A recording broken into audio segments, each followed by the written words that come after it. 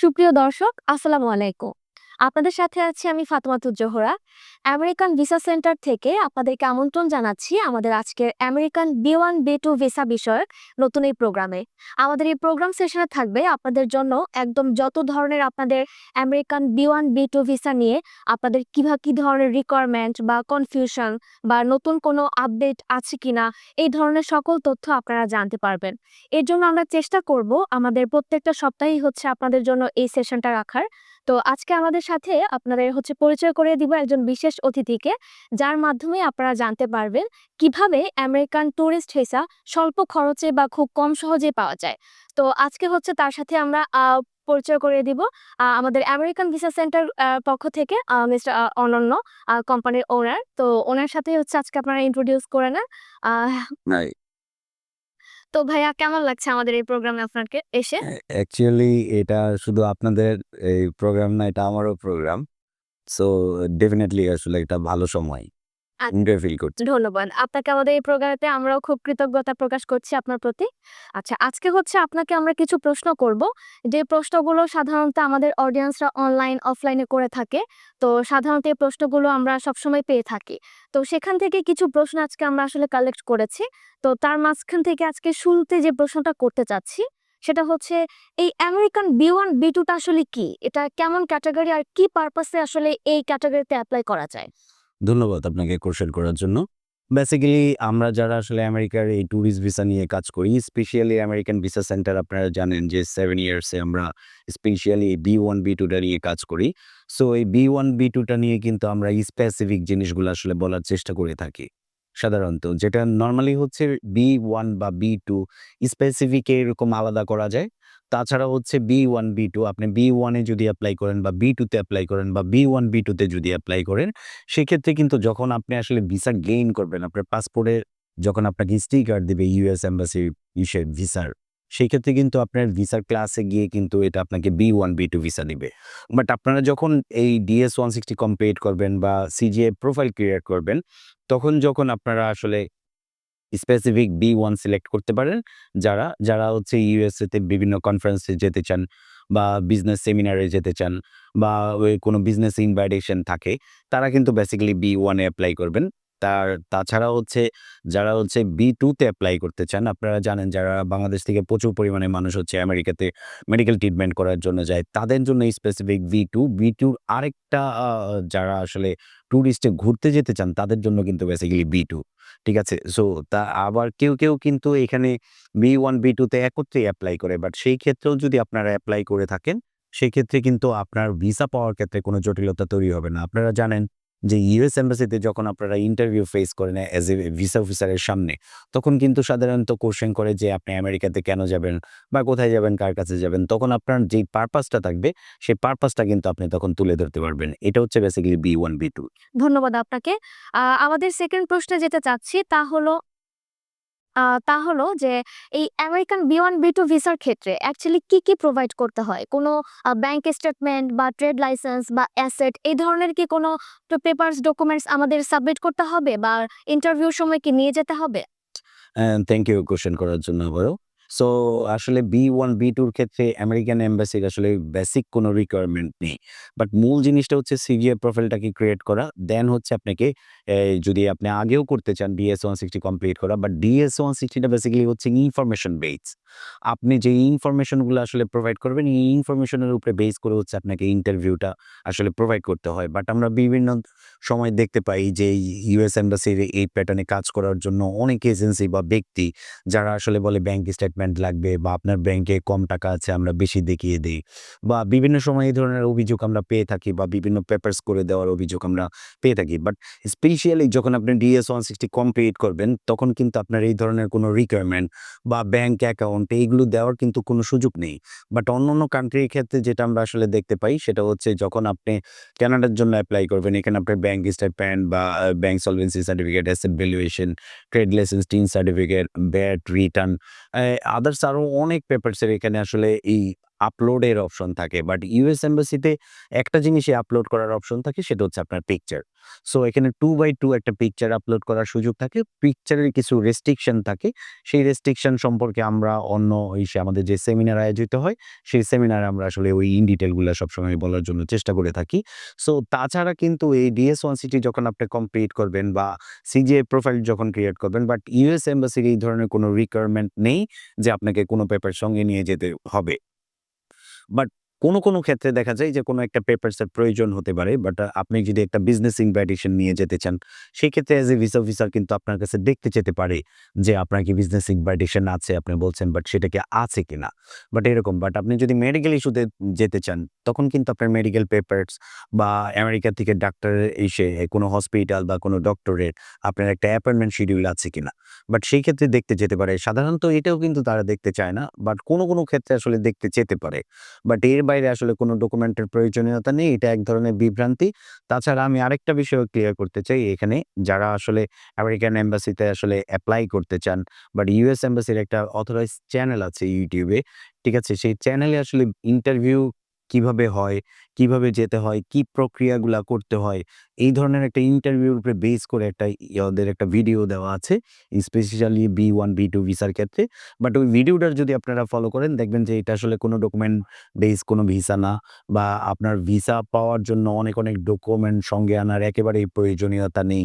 এই ধরনের ইনফরমেশন দেওয়া আছে। আর DS-160 যখন আপনি ফিল আপ করবেন ফাইনালি, ওখানে কিন্তু একটা অপশন থাকে যে আপনি কারো সহযোগিতা নিয়েছেন কিনা, ইয়েস অর নো। বাট সেখানে হচ্ছে যদি আপনি কারো সহযোগিতা নিয়ে থাকেন, সেটা আপনি বলতে পারেন, বা সহযোগিতা যদি না নিয়ে থাকেন তাহলে আপনি বলতে না পারেন। সো এটা হচ্ছে বেসিক্যালি বিষয়। Thank you. ধন্যবাদ আপনাকে। আমাদের আরেকটা প্রশ্ন আছে, সেটা হচ্ছে যে এই B1 B2 র ক্ষেত্রে যদি ব্যাংক স্টেটমেন্টের প্রয়োজন নাই পড়ে, তাহলে সেই ক্ষেত্রে আমরা কেন ডিএস ফর্মের অনেক সময় দেখা যায় ক্লায়েন্ট সাইনে দেখায় যে আমার প্রোফাইলে ডিউটিস নামে একটা অপশন রয়েছে। সেই অপশনে সাধারণত ট্রেড লাইসেন্স, তারপর হচ্ছে ব্যাংকে এফডিআর অ্যাকাউন্ট নাম্বার বা আমার ব্যাংকে কত লক্ষ টাকা আছে এটা উল্লেখ করে দিন। এতে কি আপনি মনে করেন যে এটা আমার ভিসা পাওয়ার ক্ষেত্রে খুব বেশি পজিটিভ সাইড হবে? এটা আসলে থ্যাংক ইউ। বাট এটা আসলে কি এরকম একটা বিষয়, বাট এটা আসলে পারসন ওয়াইজ অনেক কিছু ভ্যারি করে। সো আমি যদি বলি যে আসলে সবার জন্য এটা ঠিক আছে, বা আবার যদি বলি সবার জন্য এটা ঠিক নেই, বাট এটা আসলে ডিপেন্ডস করে। বাট আপনার প্রোফাইলের উপরে যে আপনারটা আসলে দেওয়াটা ভালো কিনা বা না দেওয়াটা আসলে ভালো কিনা, এটা আসলে পার্সোনাল প্রোফাইল নিয়ে কাজ করবে যখন সে বেসিক্যালি বলতে পারবে। বাট আমাদের টিম যারা আসলে কাজ করে, তারা কিন্তু স্পেশালি এটার উপরে স্পেশালাইজড। সো তারা যদি আসলে কনভারসেশন করে আপনার প্রবলেমটায় এই কথাটা শুনে এবং কোয়েশ্চেনটা শুনে, তারা কিন্তু প্রপার অ্যান্সার করতে পারবে। বাট আপনার টোটাল যদি একটা পোর্টফোলিও না শোনা যায়, তাহলে কিন্তু এটা কারো ব্যাপারে পারফেকশন দেওয়া যায় না। বা এটা এক ধরনের এজেন্সি দিয়ে থাকে, আমরা কোনো ভুল ইনফরমেশন কখনোই প্রোভাইড করি না। Thank you. ধন্যবাদ। আচ্ছা, তাহলে আজকে হচ্ছে আরেকটা প্রশ্ন আপনাকে করতে চাচ্ছি। সেটা হলো যে এই B1 B2 র ক্ষেত্রে সাধারণত আমাদের কয়টা দেশ আসলে ভিজিট করা থাকতে হয়? বা ব্ল্যাংক পাসপোর্ট দিয়ে কি আসলে আমরা ভিসা গেইন করতে পারবো? নাকি হচ্ছে আমাদের পশ্চিমের দেশগুলো ঘুরতে হবে, বা কিছু দেশ আমাদের ট্রাভেল করা খুব জরুরি? এই টাইপ কি কোনো কিছু আসলে এটা ভিসা পেতে কি কোনো খুব বেশি সহজ করে আমাদের? একটু যদি জানাতেন। Thank you. এখন বিষয়টা হচ্ছে কি, আমরা একটা গরিব দেশে বসবাস করি। আমরা আসলে এই বাংলাদেশের যে প্রেক্ষাপট, নট অনলি বাংলাদেশ, এরকম দরিদ্র দেশ থেকে যখন আমরা আসলে চিন্তা করি যে এই ভিসা করার জন্য আসলে ট্রাভেল করা প্রয়োজন কিনা, বা গরিব দেশে কিন্তু অনেক ধরনের অকারেন্স চলে। বাট আমাদের দেশে ব্যাড রিউমার্স ও অনেক বেশি, এবং এটার প্রভাব অনেক নরমালি বেশি হয়। নট অনলি বাংলাদেশে, আমাদের এই ফিন্যান্সিয়ালি যারা আসলে একটু এস্টাবলিশড না হয়, তাদের ক্ষেত্রে বিভিন্ন ধরনের রিউমার শুনে কিন্তু আসলে মানুষ আসলে ওটার উপরে যাচাই না করে ওইভাবে ঝুঁকে পড়ার চেষ্টা করে। বাট এটার থেকে সবাই আসলে বিরত থাকার জন্য চেষ্টা করবেন। বাট এই ধরনের কনসেপ্ট আসলে যারা আসলে বলে, অ্যাকচুয়ালি এটা পুরোপুরি একটা মিথ্যা ভুল একটা ধারণা। বা অনেকে আসলে বলে থাকেন যে আপনি আমেরিকা যাবেন, পশ্চিমে যান, পশ্চিমে যান, পশ্চিমে যান। অ্যাকচুয়ালি আসলে পশ্চিমে যাওয়ার কিছু নাই। বাট এটা হচ্ছে একটা পছন্দের ব্যাপার। যেমন হচ্ছে এরকম কোনো কোঠা বা এরকম কোনো restriction US embassy, not only US embassy, others কোনো এম্বাসির এরকম রিকোয়ারমেন্ট নেই, যে রিকোয়ারমেন্টটা দেখলে আসলে বুঝা যাবে যে আপনি আসলে ট্রাভেলার, বা আপনি গিয়ে ফিরে আসবেন কিনা। প্রত্যেকটা এম্বাসি যে বিষয়টাকে আসলে জাজ করার জন্য চেষ্টা করে, আপনি ওনাদের দেশে যাবেন এবং ফিরে আসবেন। এই বিষয়টা এনশিওর করে কিছু ফিন্যান্সিয়াল বিষয়, বা ইউএস এর বিষয়টা তো আসলে কোনো ডকুমেন্ট বেস না। সো এখানে আসলে কনফিডেন্টলি ইন্টারভিউ দেওয়া এবং বুঝানো যে আপনি আমেরিকাতে যাবেন। এখন পছন্দের বিষয়টা হচ্ছে এরকম, আপনি শুধু ইন্ডিয়া যেতেই পছন্দ করেন। সো আপনি সিঙ্গাপুর যেতেই পছন্দ করেন বা আপনি অনেক দেশ ঘুরতে পছন্দ করেন। বাট এরকম কোনো কোটা সিস্টেম কোনো এম্বাসি নেই। আপনি নট অনলি আমেরিকান এম্বাসি, কোনো এম্বাসিতে কোনো রিকোয়ারমেন্ট এই ধরনের থাকে না, যেটাতে আপনি কয়েকটা কান্ট্রি ভিজিট করলেই কিন্তু আপনি ভিসা পেয়ে যাবেন। বাট আমার ধারণা মতে বাংলাদেশে এরকম ২, ৪, ৫ লাখ, ১০ লাখ মানুষ আছে যারা ৮, ১০টা, ১৫টা, ২০টা কান্ট্রি এরকম ভিজিট করা থাকে। বাট প্রত্যেকের কিন্তু আসলে ভিসা নেই। আবার প্রচুর পরিমাণে ব্যাংক বইয়ে কিন্তু ভিসা হচ্ছে। বাট ডিপেন্ড আপনি কেন আমেরিকাতে যাবেন, আপনি ফিরে আসবেন কিনা, বা আপনি ফিরে আসবেন যে আপনার আসলে ফিন্যান্সিয়াল স্টেবিলিটি আছে কিনা বাংলাদেশে। সো আর আপনি কি উদ্দেশ্যে যাবেন, আপনার আসলে উদ্দেশ্য সেটা হচ্ছে আপনার পারপাসটা আসলে এম্বাসি ভিসা অফিসারের কাছে সঠিকভাবে আসলে পারপাস করতে সার্ভ করতে পারছেন কিনা, এই বিষয়টা আসলে লক্ষ্য রাখা দরকার।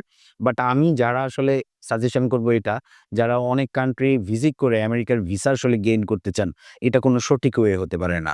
বাট আপনি যেকোনো পাসপোর্টেই কিন্তু সে ব্ল্যাংক পাসপোর্ট হতে পারে, একটা দেশ ঘোরা থাকতে পারে বা অনেকগুলো দেশ ঘোরা থাকতে পারে। এগুলো ডিপেন্ডস।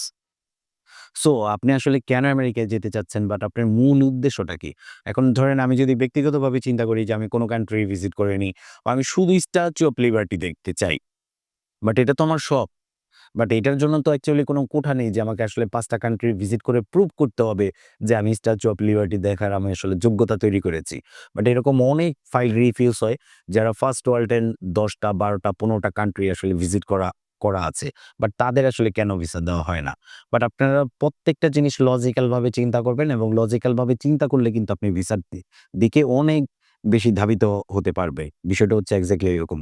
Thank you. আচ্ছা, ধন্যবাদ। আচ্ছা, আপনাকে হচ্ছে আমরা আরেকটু বিরক্ত করব। সেটা হচ্ছে যে আমাদের আরেকটা প্রশ্ন রয়েছে। গত ২ দিন আগে হচ্ছে আমাদের একটা ক্লায়েন্ট আমাদেরকে এই প্রশ্নটা করেন যে ওনাকে একটা ব্যক্তি বলেছেন যে উনি একটা প্রতিষ্ঠানে কাজ করতে যান। তো ওনাকে উনি ওখান থেকে সুইচ করবেন। তো উনি স্বাভাবিকভাবে উনি চলে আসবেন। তো ওনাকে জাস্ট বলা হয়েছে যে আপনার ভিসা ফির সিজিআই প্রোফাইলটা হচ্ছে পোর্টালটা রেডি করা হয়ে গেছে। এখন আপনি যদি নির্দিষ্ট সময়ে টাকাটা জমা না দেন, তাহলে এম্বাসি আপনাকে একেবারেই ব্যান করে দিবে। তো এই বিষয়ে আসলে আপনার মতামতটা কি? হুম, দারুণ।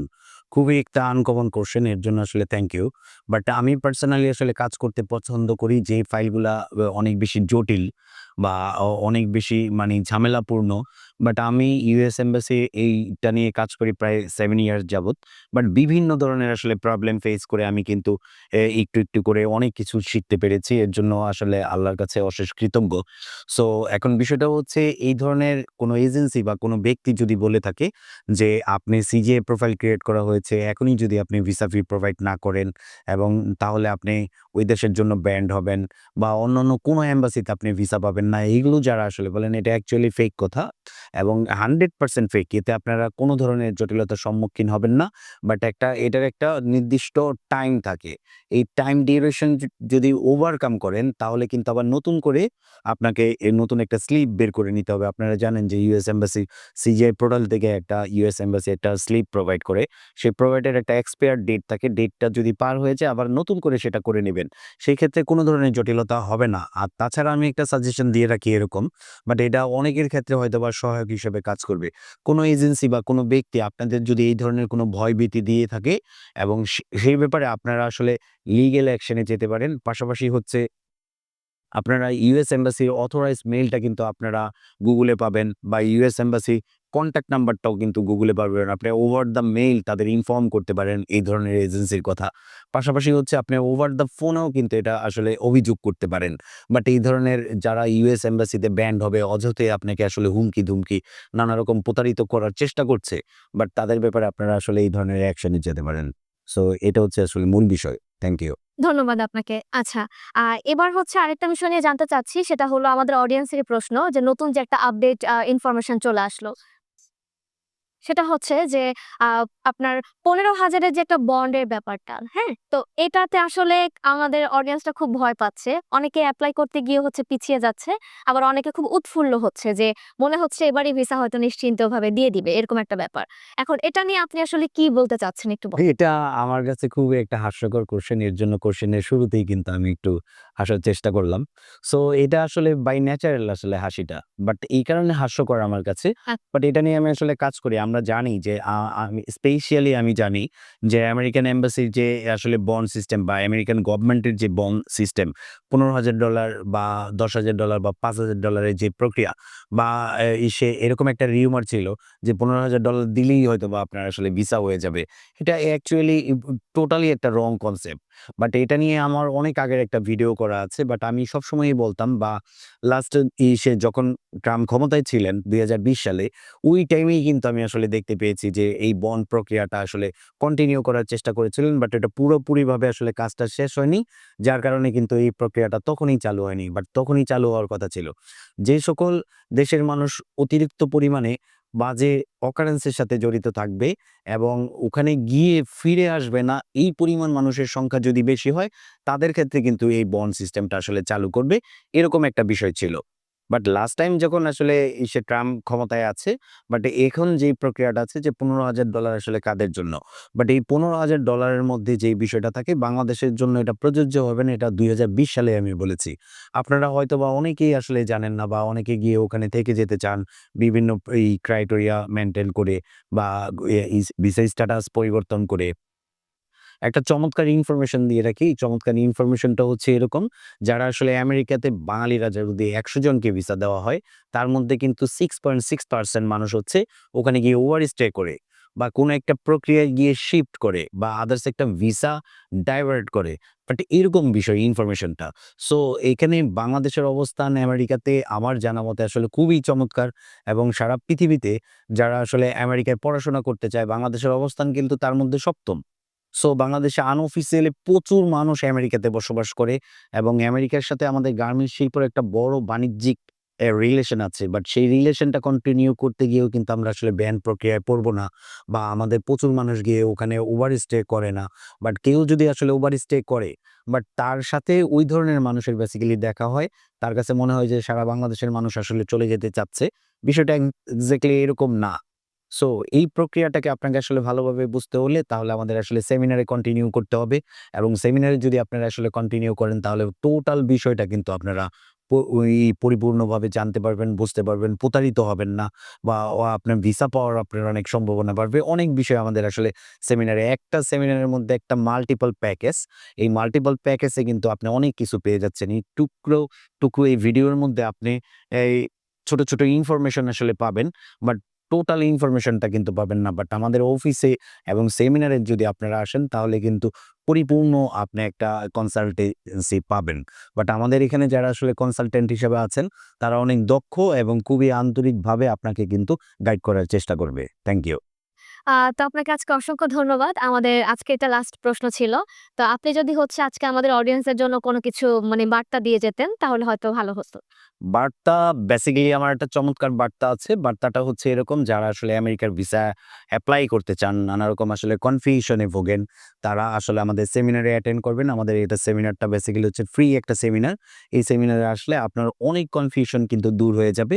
পাশাপাশি হচ্ছে যারা আসলে এপ্লাই করতে চান, আমি এই সর্বশেষে যেই বিষয়টাকে আসলে তুলে ধরতে চাই, কিছু মানুষ আমরা আসলে কনফিউশন এ ভুগি যে আমরা আসলে করব কি করব না, হবে কি হবে না।